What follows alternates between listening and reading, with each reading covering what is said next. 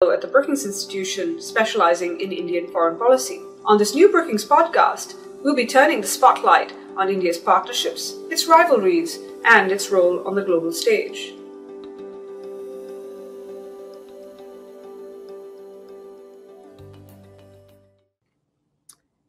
In 2017, China hosted its first Belt and Road Forum. Some Western countries like Greece, Italy, and Spain were represented by their prime ministers. Australia sent its trade minister. The Japanese delegation was led by the Secretary General of the ruling party. And from the United States, the National Security Council's Matt Pottinger attended with a team. Conspicuous by its absence was India, and not just because it was the only major country not present. What was striking was that India announced that it was boycotting the forum, with the Indian Foreign Ministry outlining the reasons in a statement, including the fiscal impact of the Belt and Road Initiative, or BRI, as well as the impingement of India's territorial integrity and sovereignty in the case of some BRI projects. This Indian decision reflected its concern about China's increasing activities and influence in India's continental and maritime neighborhood, Beijing's activities in South Asia and the Indian Ocean island states, and Indian concerns about it, both precede the Belt and Road Initiative, but Delhi's wariness has increased due to its scale and worries that China is gaining political influence and shaping the strategic choices of India's neighbors, including dissuading them from respecting Indian sensitivities. All this is complicated by the fact that India and China have overlapping peripheries, with Delhi's activities in Southeast Asia increasing as well. And so the countries will continue to bump up against each other in the region. So India's enhanced concerns have led to shifts in India's perspectives and policies, including a more welcoming approach towards an American presence in South Asia and the Indian Ocean region than it had in the past. In today's episode, we'll look at India-China dynamics in South Asia. Think of the region in two parts. One category with the countries that are aligned, Pakistan with China and Bhutan with India. In a future episode, we'll consider India-China dynamics in that category of countries. Today, we'll look at the second category, that is non-aligned South Asia, and explore India's perception of Chinese activities in Nepal, Bangladesh, Sri Lanka, Maldives, and other Indian Ocean island states, as well as how Delhi is responding. My guests are Constantino Xavier, Fellow at the Center for Social and Economic Progress in New Delhi, and Darshana Baruah, Fellow at the Carnegie Endowment for International Peace, where she directs the Indian Ocean Initiative. Both are working on books on the region. Constantino on how India's democratic experience at home has shaped its foreign policy in Nepal, Sri Lanka, and Myanmar. And Darshana is working on a book on the island states of the Indian Ocean and the region's increasing importance. Constantino Xavier, Tino, welcome to the Global India podcast. Hi, Tanvi. Great to be here. Darshana Baruah, welcome to you as well. Thank you, Tanvi. Good to be here. We're going to be talking about India's neighbors today and how New Delhi sees increasing Chinese activity in the region, as well as China's increasing influence. Tino, we're going to start with you, and I'm going to ask you to talk about three of India's neighbors. One, Nepal, which is a landlocked country lying between China and India. One that is India's continental and maritime neighbor, Bangladesh, and another one which is an island state neighbor of India's, Sri Lanka. Tino, tell us a little bit about how India sees China's activities in the region in these three countries in particular. Thanks, Tanvi. I was thinking the best way to maybe explain, especially to an American audience, what's happening in this region is that it's very close to what happened in the 1950s and 60s when the Soviet Union started to build up its presence in Central and South America, in what was in the United States' backyard under the Monroe Doctrine of the 19th century. This was an area that the US had been very influential, and suddenly you had an adversarial power poking around in the immediate periphery. So today, I think that's the sense also in India, that there is a sense of threat, competition, adversarial relations with China in its immediate periphery. Countries, the ones you mentioned, that traditionally depended on India, on economic support, on trade relations, on political and security provisions. So today, China, over the last 10 years, has established very rapidly a foothold in these countries across different sectors. And therefore, the difficult India-China relations since the 1960s with ups and downs, and we're seeing a particular down since 2020 in India-China relations, is manifesting itself in competition and conflict occasionally, diplomatic, economic conflicts, political sometimes, in these three neighboring countries, where China and India often find themselves on different camps, have different preferences, different ways to engage and support these countries, different political preferences, like we just saw in the elections held in the Maldives recently. So there is that sense of competition and threat. And there's various dimensions to this. We just finished here at the Center for Social and Economic Progress a report on how China engages South Asia, with several case studies on Nepal, Bangladesh, and Sri Lanka. This is a regional effort with experts from these three countries who helped me and my co-editor Jabin Jacob from Shiv Nadar University understand the depth and the scope of China's influence in these three countries. It is one that manifests itself in economics. China today is one of the major trade and investment partners of these three countries. In terms of economic connectivity, infrastructure relations, China today is a major funder of infrastructure modernization in these three countries. For example, one of the most known projects is the Hambantota port in southern Sri Lanka, but also a new airport in Nepal, power sector in Bangladesh. And also these three countries are all part of the Belt and Road Initiative that China has partnered with them on. India is not. India decided to stay away. So that's one. A political pillar is, of course, also very important. That's a very new phenomenon. Today, we have the Communist Party of China establishing direct links with the political parties in power and in opposition in these three countries. There are workshops, there are training sessions on the Xi Jinping way for development and governance. So you have a political dimension to developing. You have a military and security pillar. The People's Liberation Army traditionally remained absent from this region except for Pakistan and a bit of Myanmar, which is another neighbor of India. In Bangladesh, China, for example, just transferred 2 submarines to the Bangladesh Navy, that it continues to train and equip most of Bangladesh's military assets. That means that with Nepal, for the first time, that is a sandwiched country landlocked between India and China, you had the first joint military exercise between the PLA and the Nepal army. And finally, the last pillar, Tanvi, that is important is the governance and the regulatory pillar. This is something that surprised us. We talk a lot about economic flows, trade, military, security realms in which China establishes a foothold around the world, and in this case, in particular in South Asia.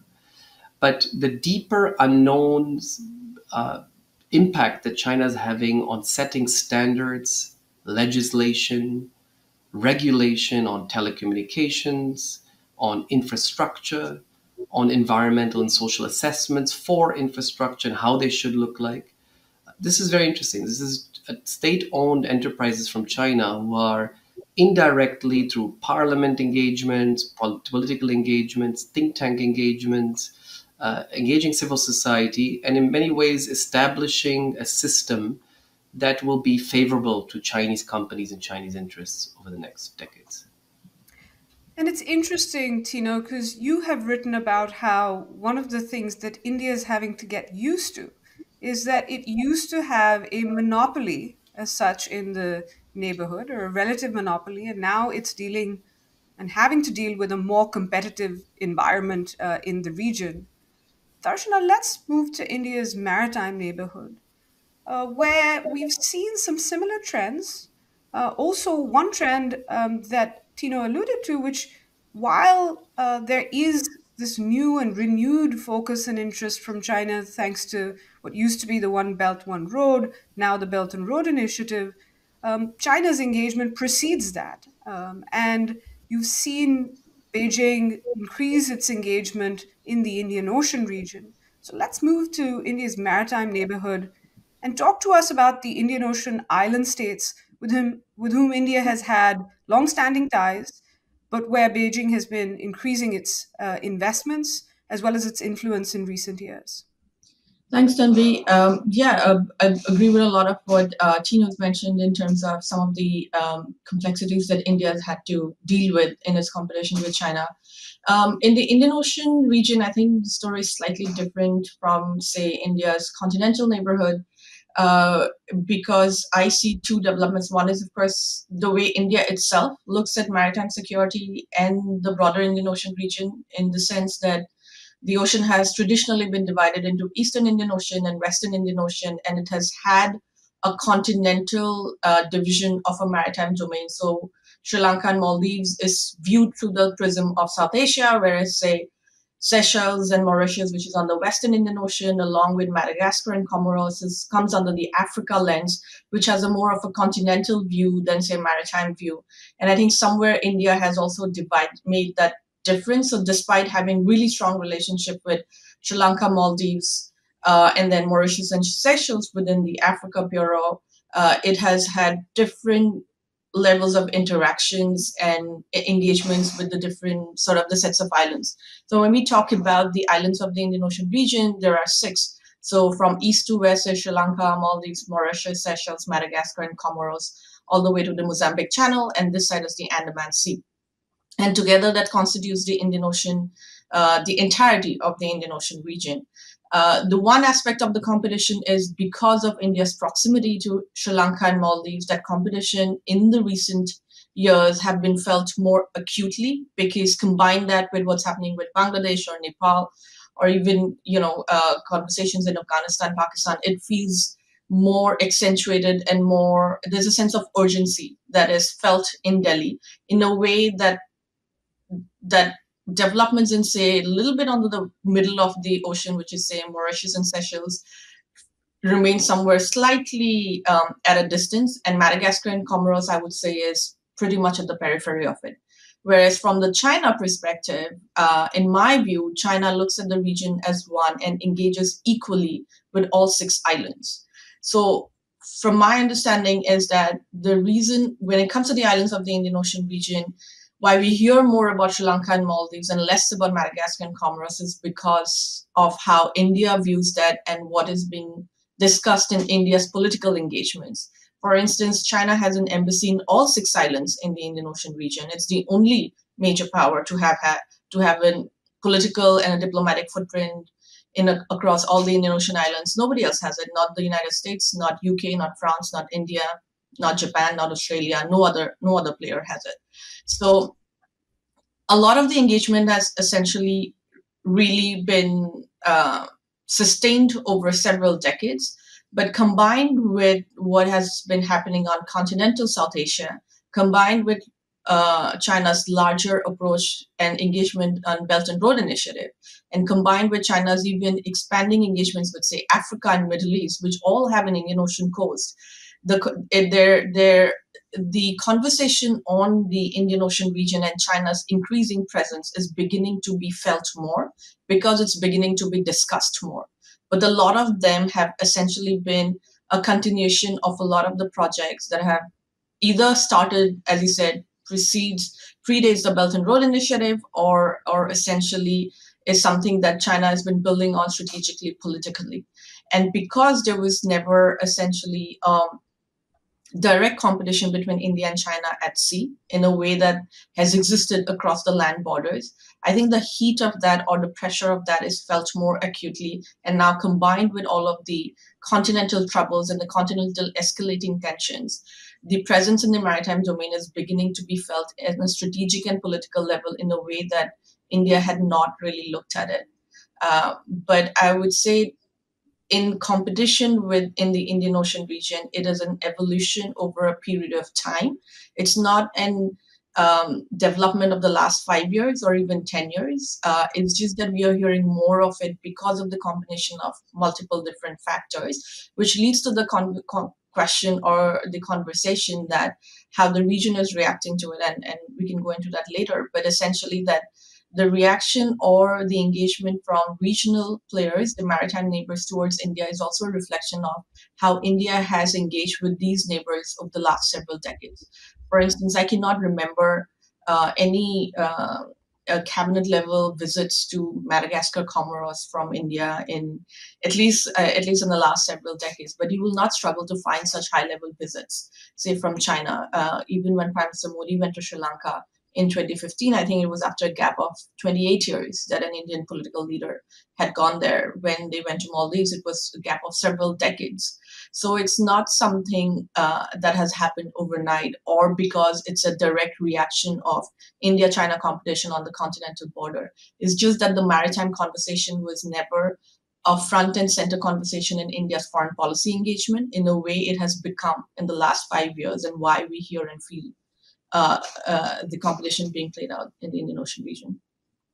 It's interesting that both of you have made the point that what we're seeing in terms of India's neighborhood and Chinese activity there, and how India is seeing it, is very much connected to the continental context, particularly the intensifying of the border dispute and that broader intensifying sense of competition, but also that this is a reminder that this competition between India and China now goes beyond, and has for a while gone beyond, that border dispute, and it is about the neighborhood as well. One of the things I've noticed that's changed as well is that it's not just you used to hear a few years ago from Indian officials, and I would say this would be about a decade ago, that yes, China is building roads or infrastructure in this region, and that's pretty secular infrastructure. Everybody can use it. There was a debate about, whether there was going to be a Chinese string of pearls of ports, dual-use infrastructure. But it was largely seen as not from such a competitive prism as it is today. But what you've seen increasingly is not just a sense that this economic activity has increased. As Tino, you mentioned the political engagement, governance engagement. Darshana, you mentioned the diplomatic engagement, but also that this economic activity is coming with strategic influence and China actively potentially shaping these countries' choices, not just about India, but also, for example, about the US. And we've seen this in a few different countries, and maybe we can come to that. But given that we've talked about this competitive prism and these developments, what has New Delhi been doing about this? How is it responding to China's activities and its own, in the context of its own concerns about Chinese engagement and influence in the neighborhood? Tino, I'll start with you first. Yeah, Tanvi used the word competition, and I think we all agree that competition brings out the best out of us. I think it forces us to perform more, better, rethink ways of engaging. And Tanvi, if I may use or experiment with some of you're the queen of relationship metaphors in geopolitics. I see your book behind you on Fateful Triangle and many others you've used to explain how countries also think about options. Let me experiment also to explain how India is responding in two ways to courting its neighbors. When you take these countries for granted, smaller states around your periphery, you get very lazy. You do not perform well. You take them for granted, so you don't invest much in those relationships, which was the case, like you mentioned, till the 1990s and 2000s between India and Nepal, India and Bangladesh, India and the Maldives, India and Sri Lanka. These are countries that were insulated economically from the rest of the world, as India was.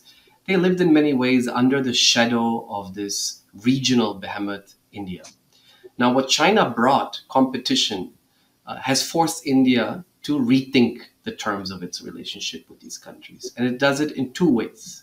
One is obviously by courting them and giving them more. So rather than denying economic aid, assistance, or sitting on requests for support, that was often the natural reaction from India, just because they were not a priority. You could afford not to invest. that is no longer tenable, which means that India is shifting, and this is the first response, from a logic of denial or non-performance to one of delivery. More, better, and faster, because of what China is doing in these neighboring countries.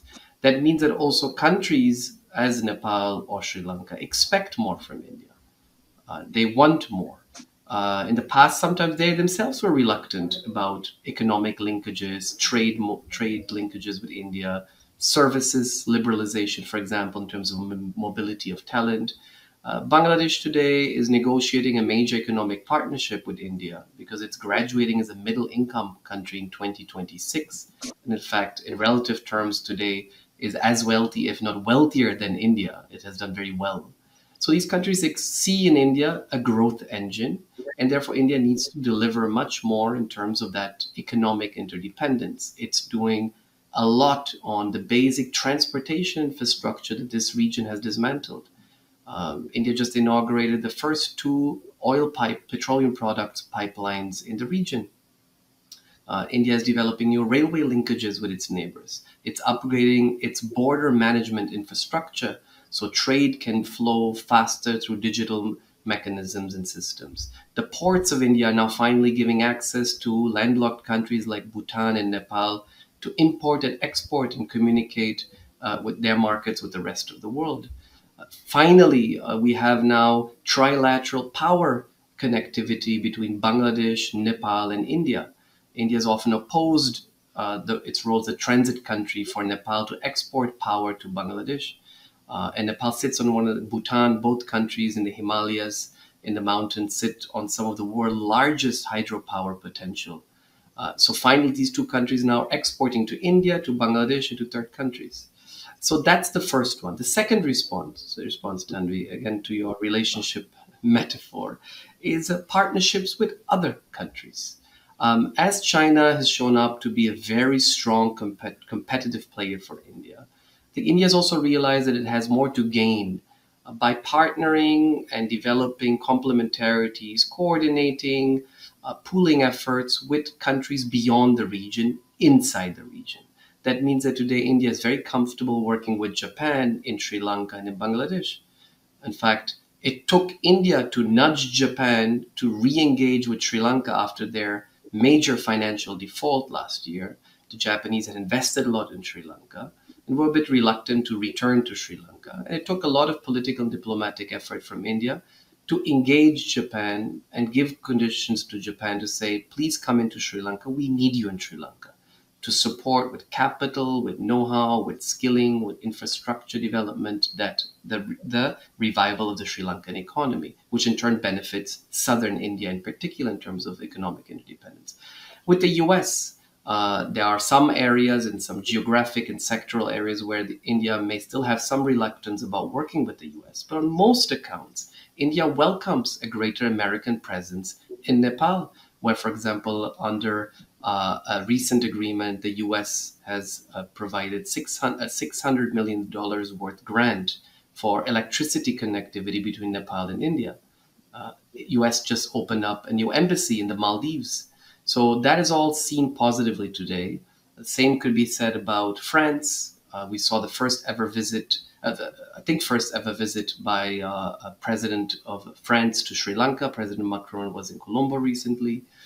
We saw the European Union showing up across the region. The European Union today is working with India to develop energy grid connectivity in East and South Asia through the European Investment Bank. So that is the second response. India is much more comfortable to work in complementary terms with other countries beyond the region to match and surpass what China is doing. And that agreement that you mentioned with the US and India and Nepal working together was part of or under the rubric of the Millennium Challenge Cooperation Compact that the US and Nepal signed, which some reports indicate was something Beijing was actually trying to run interference on.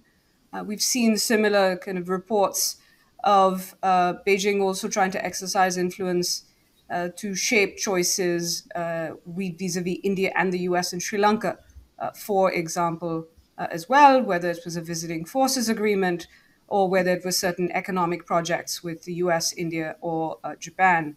Darshana, what about the Indian Ocean island states? How is India approaching these countries in the context of increased Chinese engagement and influence? I think, Tanvi, initially the response was actually pretty reactionary in the sense that, suddenly there was this a series of new development projects across the Indian Ocean islands, but also on littoral states. So the view that suddenly China was investing so much needed a reaction out of it. And I think it goes that it was not actually suddenly, it was happening pretty incrementally over the years, but then it came to attention with the Belt and Road Initiative and China's, seeing submarines in Indian Ocean region for the first time. It was a series of factors that led to okay, China truly is now present in the Indian Ocean region. We're seeing fishing vessels, survey vessels, submarines, deployments, and development projects. So the initial responses were quite reactionary in the sense that I think to something what Tino said, that for a very long period of time, India remained unchallenged in being a key partner for a lot of its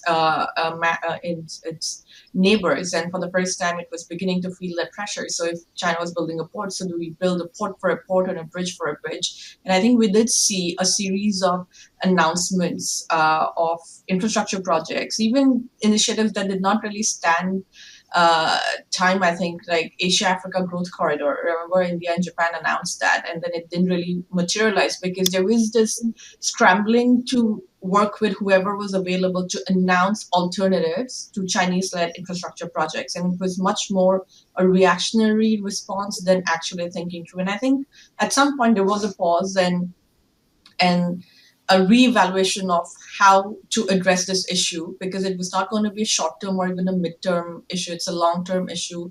And the realization that these development projects are embedded in a long partnerships between the island nations or littoral nations and China. And over time, I'm seeing definitely better engagement with the island nations, with its littorals, to understand the sentiments on the ground.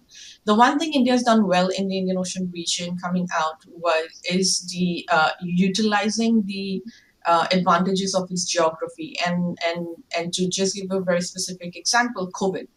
At the time of COVID, the Indian Navy did lead in providing supply materials, whether it's medicines, whether it's, taking medical camps, providing masks. It also, when the world began to shut down and India was evacuating its own citizens and students from China and Wuhan, it did bring back students of Maldives and Sri Lanka and Bangladesh to say that, look, I am here, we are your closest neighbor, we can help geographically. We'll always be here, whether we have development issues, whether we have engagements or, economic ties. India was always going to be in the Indian Ocean region. It was always going to come back. So this is how we can offer that help.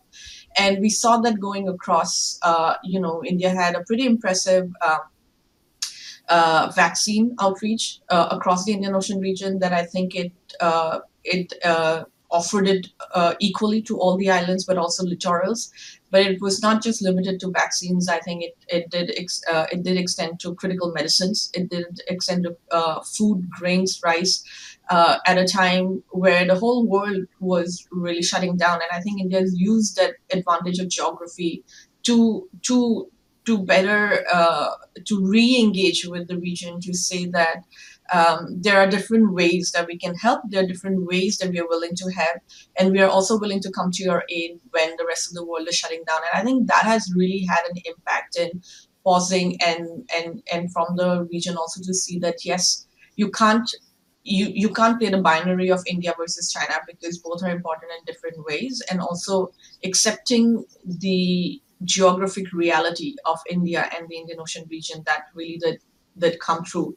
And I'd also say another thing in the last couple of years that has really been helpful and does carry a lot of weight is the diplomatic presence and the diplomatic footprint. The regular visits, not just at the Prime Minister level, but also, more regularly at the NSA level, Foreign Ministers level, in a way that we used to not see in the last decade or so. So, you have an election in Sri Lanka or Maldives, you'll have an Indian official right there, one of the first ones there to congratulate the new government. We saw that happen in Sri Lanka. I would expect some sort of reaction with Maldives as well. The diplomatic footprint, the importance of the sovereignty of the nation, and that is important, and the nation or the country is important for India to take out time and to make that visit, and not just go to the bigger powers of the Western nations or even Japan or Australia, has gone a long way in beginning to correct the narrative that became lazy in that engagement, that strategic inertia that India felt or was I think, caught up in the last couple of decades. It's beginning to change that. So I do see better engagement and in the region, better perceptions, willingness to listen to the sentiments on the ground, whether you agree or not. It was something that was hard to communicate with Delhi for a very long period of time.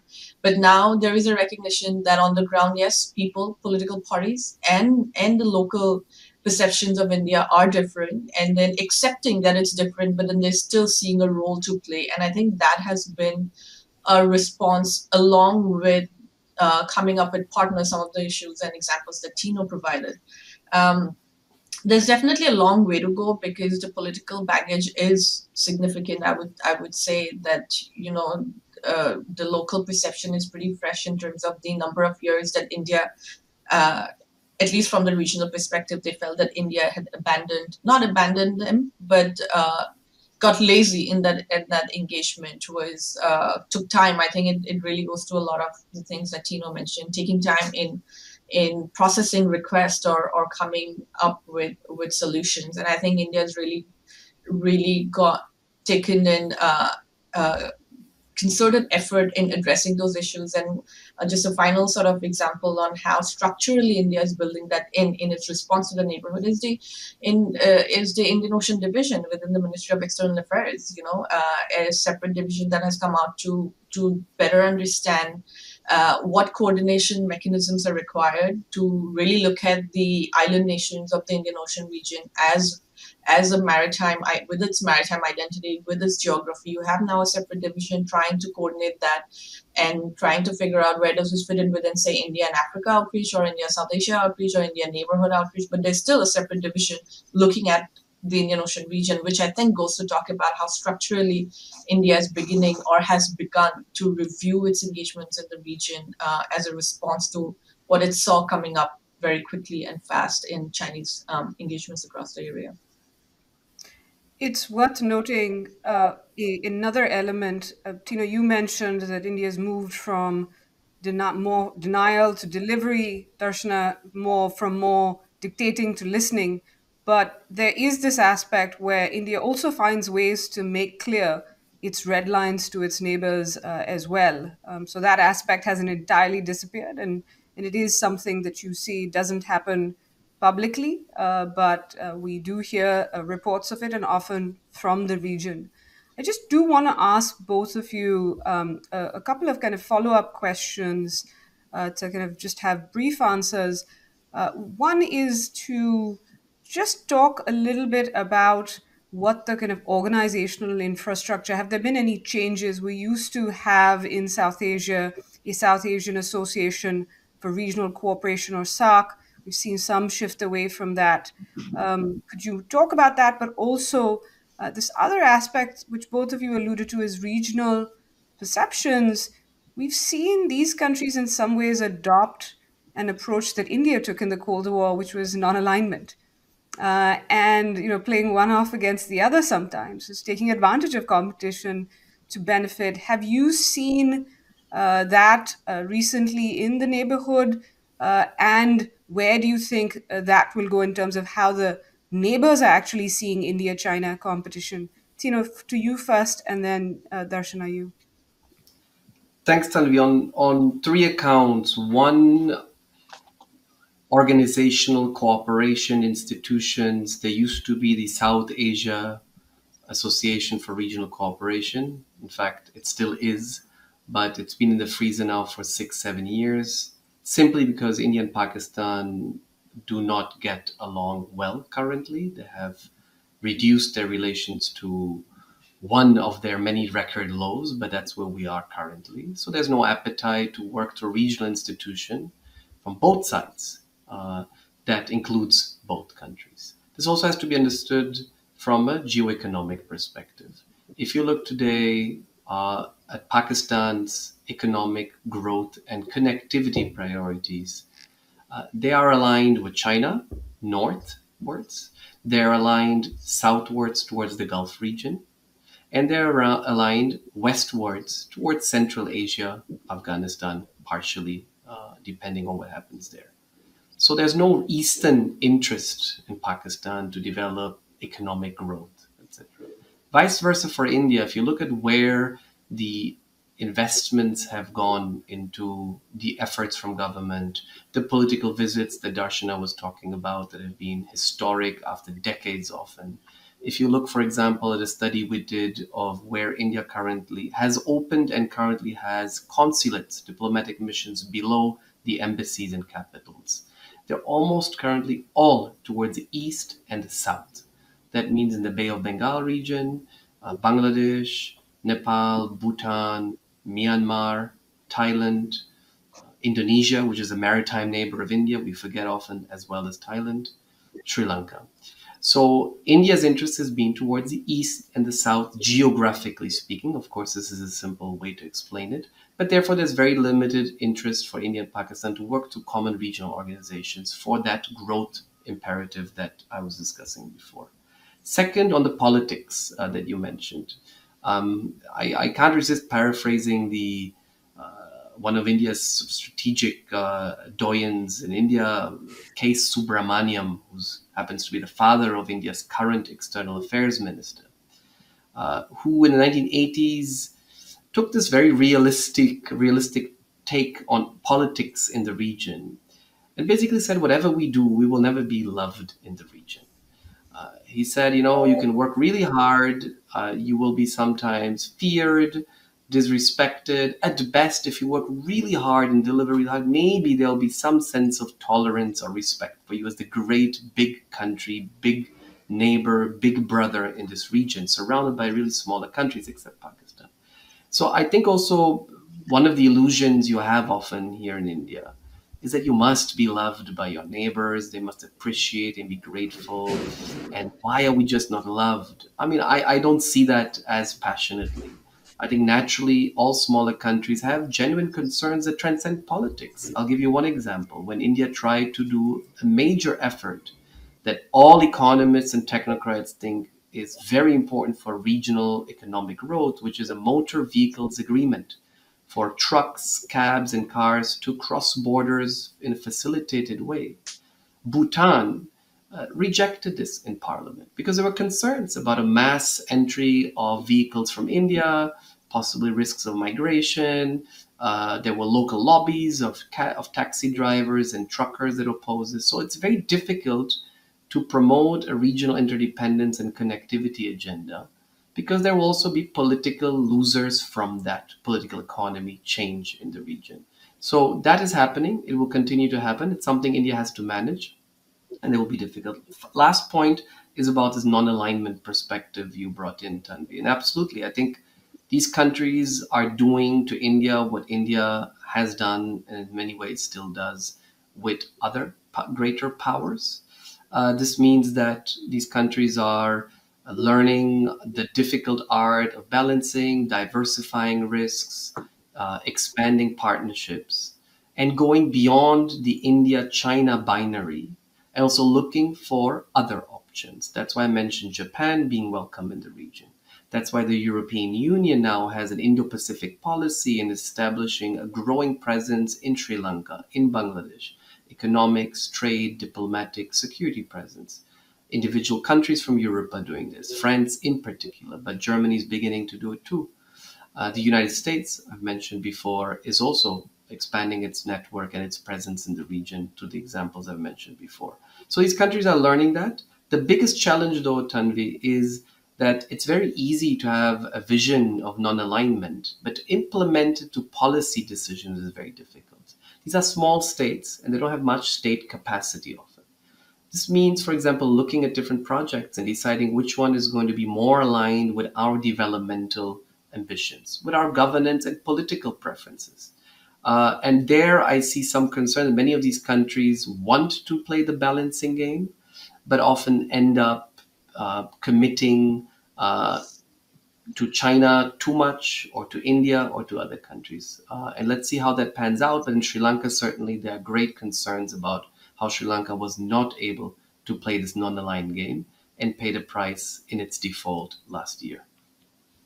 Darshana, have we seen in organizational integration terms India rethink or reshape its approach to some of the organizations in the region that we've seen? There have been a few. We've also seen the Indian National Security Advisor now meet with some of his counterparts regularly. What are the other developments we've seen in this space? We've seen China call these group meetings of South Asian leaders or ministers that don't include India. So kind of on the side, so to speak. But Darshana, in the Indian Ocean, what have we seen? Of course, the most prominent regional structure that the Indian Ocean has is the Indian Ocean Rim Association, which brings together the littorals and the island states across the ocean, which was again something that India has very much been a leader in that organization, as well as ION's Indian Ocean Naval Symposium, which brings together the navies of the area. But there are also, for instance, China recently set up a China Indian Ocean Islands Forum, recognizing the absence of a platform that brings together all the islands of the Indian Ocean region. Because, for instance, say Sri Lanka and Maldives on the Eastern Indian Ocean side, and the rest, which is Mauritius, Seychelles, Madagascar, and Comoros, in some form or the other, speak French, and they are within the African Union, but they also have connections with EU. So there has been this division that I think has this imaginary line that has run across the Indian Ocean region, separating the islands into sort of putting them in different camps. And India interacts with them either bilaterally. So you have the India-Sri Lanka or India-Maldives, or you have the trilateral now that you're referring to at the NSA level of India, Sri Lanka, Maldives, and then bringing in Mauritius as observer or bringing in Seychelles. But as India and, say, island nations, there wasn't anything that includes all of that, because Madagascar and Comoros in India's maritime purview is absolutely at the periphery, and perhaps Comoros is sitting outside of that boundary as well. It's something so new, and maybe a lot of people might not agree with this, but in my view, India is a coastal nation, but it's not a maritime nation, in the sense that it does not think maritime security in its foreign policy in a way that it thinks continental.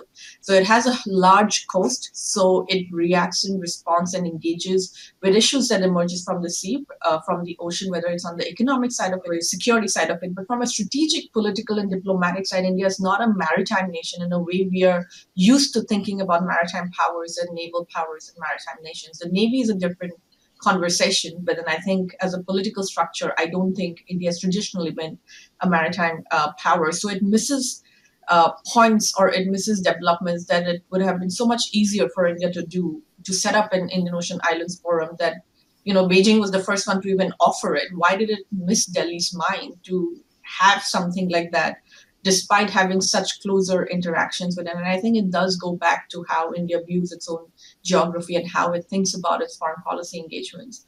On regional, also, this other thing, which is China does have a pretty clean slate in the Indian Ocean region. As opposed to the Western Pacific or South China Seas, China has no sovereignty disputes in the Indian Ocean region. It has no political baggage. It does not have any bad blood or bad history with anybody in there. It is this new, alternate, productive player with a clean political slate, with a lot of capital and an interest, willingness, and time to invest in there. So everyone's welcomed that, whether it was India missing or whether it was, US using the Indian Ocean for its engagement with Afghanistan and Middle East, but not really engaging in the ocean itself. So China was this productive, creative new player that is welcome. So China in the Indian Ocean is not necessarily a bad player or a problematic player. China is not embroiled in issues of, say, Chagos or Diego Garcia issues in a way that other countries are invested, or territorial disputes between Madagascar, Comoros, and France that is a legacy issue from colonialism. So for a lot, from regional perspective, China is welcome, and maybe the larger players are beginning to feel threatened by what China can offer to smaller nations, and that's why they're trying to push them out. An interesting sort of recent development, we hosted the Islands Dialogue in New York just last month, and we had the president of Sri Lanka speak there. He mentioned Quad. He mentioned Quad and AUKUS as these multilateral, smaller forums amongst India and Western powers that have come up. But then he alluded to the point that how important is it for the region? And Sri Lanka is just assuming chairmanship of IORA. And, he was saying how important or how engaged is Quad with IORA? And, is Quad just essentially a mechanism to compete and push back China, or is it really going to engage with the region? And I think there is an issue in the sense that you do have multilateral organizations and you have multilaterals that decide amongst themselves on what they should do in the region without really discussing with the region. And this is true for both Indian Ocean and the Pacific. And I think that was something that was sort of interesting to hear, is a reflection of the sentiment on the ground. One last thing that I would say in terms of India's engagement on the governance, but also sort of how it's looking to correct its narrative. A big pillar of its re-engagement also has been diaspora engagement, to really leverage or go back into the Indian diaspora across islands. I'll make this distinction that the diaspora in sort of islands and in larger countries is a little different, and the sentiment is different. Like, for instance, in the US, it's Indian Americans. But the Indian diaspora in Mauritius don't have that link, like heritage link. They don't call themselves Indian Mauritians. They're Mauritians. They're Sri Lankans. They're Maldivians, and they have had the history of their movement to those islands was so much more different than the history of immigration of Indians to America, that the concept translates very differently on islands, where it is almost seen as India trying to impose or use these heritage links to say that, okay, this is somebody somewhere said this is Mauritius, this is mini India. It's not looked at positively. The diaspora connection is not necessarily something that might work in favor of India, because it is actually seen as India trying to leverage Indian last name that have existed for decades and centuries on a different context in its advantage, whereas India is trying to make the parallel of how diasporas have worked in Indian America and how it could work in Fiji and Maldives, but the context is completely different, and India should be a little cautious of that. And that, Darshana, I think is also part of what you've mentioned before, that there's also some learning happening that needs to happen on New Delhi's end in terms of how these countries have seen India's previous approach, or even some aspects of its current approach. And so I think both of you have written in the past in terms of what India needs to do and do better. And we will link to some of your writings in the show notes, in the episode notes. But I want to end our discussion today on asking you a question we ask at the end of each segment or episode, which is, what is the myth that you have heard about India-China dynamics, in your case, in the South Asian and Indian Ocean region? Tino? So I wanted to go with the myth of pro-India, anti-India, pro-China, anti-China, which is a really restrictive and I think myth that does not help us understand what's happening in these smaller states. It's much more complex. But let me go with another one, quoting what a senior Thai diplomat told me recently. He said, in this current geopolitical turbulence, we don't want to be forced to make choices, but we also cannot afford not to make choices. So the myth that many smaller countries have is they can stay away, neutral from India, China, US, and the big powers that are fighting it out. We can stay in our little corner and be neutral. I think that's a tremendous myth. Countries are coming under stress, smaller countries too. They have agency, they have power. They may not have as much as bigger countries, and they cannot afford not to make choices. They have to make choices. A choice on Monday that is different than a choice on Wednesday and on Friday, but they will have to make very informed choices. And for that, they need good capacity in terms of expertise, bureaucratic knowledge, and strategic and political impetus to take these difficult decisions. Darshana? There tends to be a narrative that China's presence in the Indian Ocean region is to counter and compete India, essentially, more or less. But I think the myth is that it's actually China has real interest in being present in the Indian Ocean region. And if you really want to understand how this is going to play out, it will be necessary to understand how China presents itself as a maritime power, presents itself as a global power, how it talks about sea lanes of protection, sea lines of communications, and protecting sea lines of communications and choke points, and its energy transits. The competition with India, competition with China, with US is a byproduct of its real interest, which ties itself towards its engagements with Africa, with Middle East, is in securing its energy in its engagements with Europe and the island states. Regardless of this competition, China will be in the Indian Ocean region no matter what happens, until and unless they decide to not be a global power, not be a maritime power.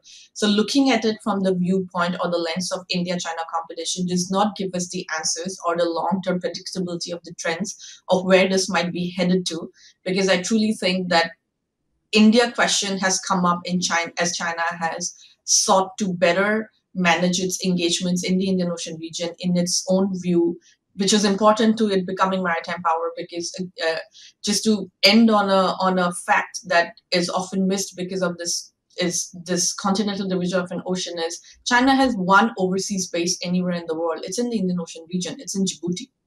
Just because it's in Djibouti, which is the African continent, but then it has an Indian Ocean coast. It's regarded as a development, as an Africa development, and it misses the maritime point of it. But China's engagement across the Indian Ocean region is something that will continue to be sustained and engaged. And I think the myth is that it is all about competing and countering India, and it's a byproduct of actually its larger ambitions. This point about China's presence was also made by one of our previous speakers, retired Admiral Karambir Singh. He also made the point that it's not so much China's presence that should be the source of observation, but its behavior in the region. And that we'll also watch and see how countries in the region, as their kind of debt repayment obligations come up, and as the demands from Beijing come as well, do they start to see China in a different way as well? With that, thank you, Constantino Xavier. And thank you, Darshana